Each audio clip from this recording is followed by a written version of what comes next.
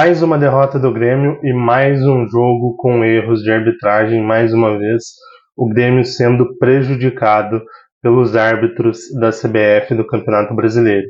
Antes de falar sobre o jogo de ontem contra o Atlético Mineiro, lembre-se de se inscrever no canal, ativar o sininho das notificações, curtir, comentar, compartilhar, porque ajuda demais a gente a seguir trazendo esse conteúdo aí para vocês. Falando sobre o jogo da noite de quarta-feira, jogo ainda atrasado lá da época da enchente, jogo da sexta rodada na Arena MRV lá em Belo Horizonte. O Grêmio foi derrotado pelo Atlético Mineiro por 2-1. O Grêmio jogou bem ofensivamente no primeiro tempo, novamente jogando bem, como a gente já vem falando há algum tempo no programa Hora do Jogo e nos quadros Hora do Grêmio por aqui. E mais uma vez, defensivamente, a equipe deixando a desejar, dando muito espaço para o adversário, sofrendo várias situações de gol e sofrendo gols mais uma vez. Falando sobre o jogo, logo aos 11 minutos, o Grêmio até tinha tido uma boa chance numa defesa do goleiro Matheus Mendes, e aos 11 minutos tem um pênalti, para mim, inexistente, em cima do Hulk, um pênalti cavado pelo Hulk, que a arbitragem, o VAR não chamou o árbitro, o Luiz Flávio de Oliveira assinalou o pênalti, para mim não foi, o Hulk mesmo cobrou, novamente deslocando o Marquezinho. Marquezinho que fez um bom jogo, fez boas defesas, mas na hora dos pênaltis sempre deixando a desejar. O problema não é nem não pegar pênalti, o problema é cair, não acertar o canto em nenhum momento.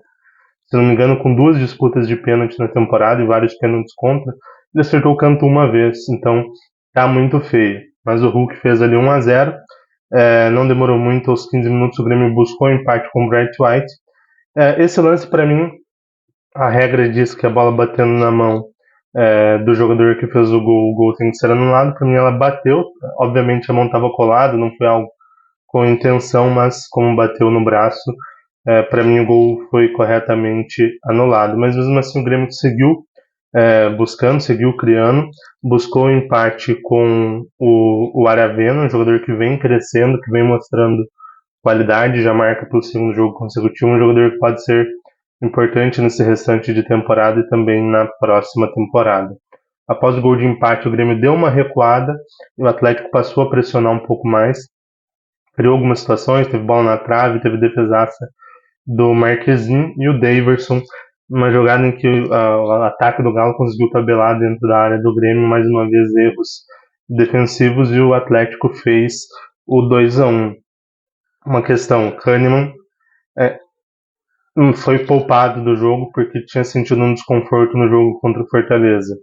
Isso não é um problema, se entendiam que ele deveria ser poupado, ok, mas isso não foi avisado à imprensa, não foi avisado aos torcedores, criaram todo o imbróglio e daí teve que ir o diretor de futebol, o Brum, avisar no pós-jogo o que tinha acontecido. O Renato também não avisou, então o Grêmio criou uma Coreia do Norte ali na direção, que fecha treino, que não passa as informações corretamente para a imprensa, que não passa as informações corretamente para os torcedores, estão com muito medo da imprensa, dos torcedores, e se blindaram de uma forma totalmente desnecessária.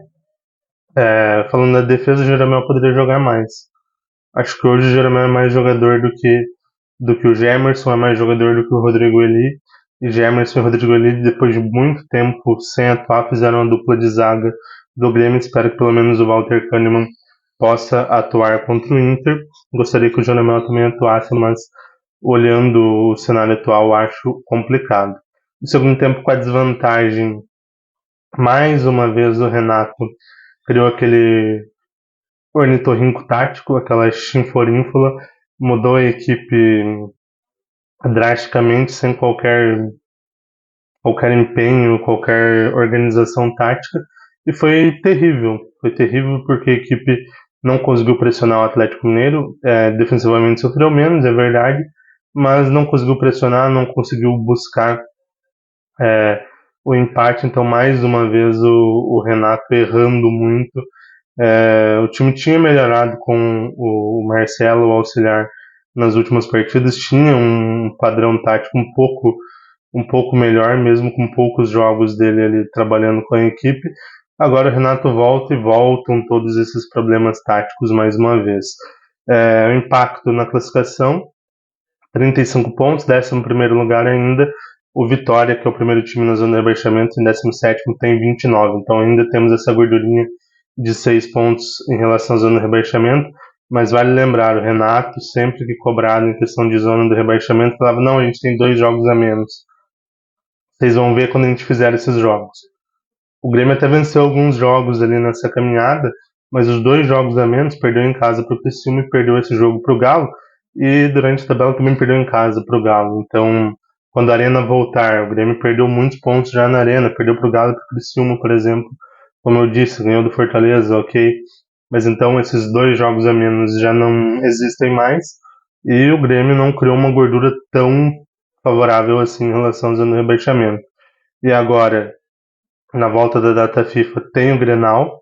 É um jogo importantíssimo, é uma guerra, um jogo de vida ou morte, e uma derrota, e ainda mais uma derrota, caso seja uma derrota feia, pode complicar muito a vida do Grêmio. Então, o Grêmio precisa se organizar minimamente bem para ir para o Beira-Rio e trazer pelo menos um ponto, ou trazer pelo menos uma partida digna, é isso que a gente espera.